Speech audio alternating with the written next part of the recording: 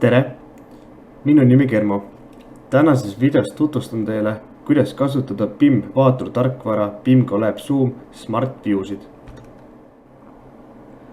Kõigepealt, mida üldse saab teha Smart View'd abil?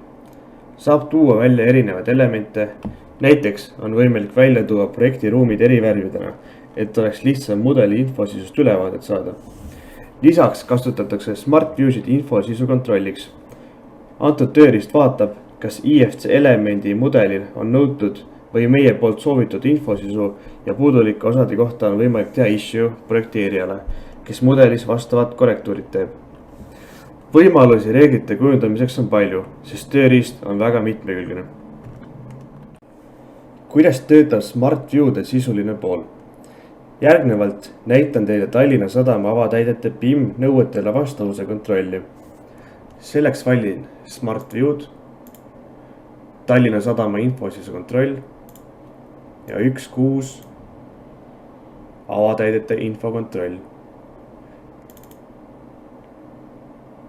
Tehes topeltklõpsu tulevad nähtavale mudeli osad, millel infosisus on puudusi.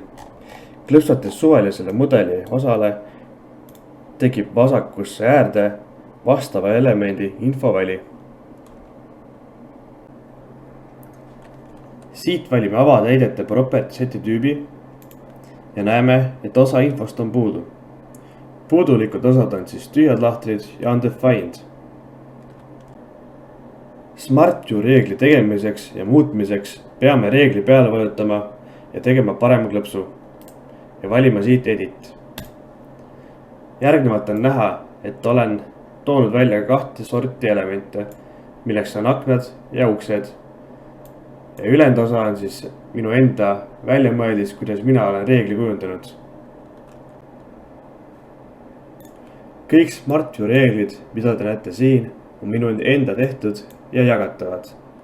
Igaüks saab neid teha vabavaralises tarkvaras ja muuta vastavalt tema enda soovidele. Näidis Smart View'de seti leiate meie kodulehelt www.tulitech.com.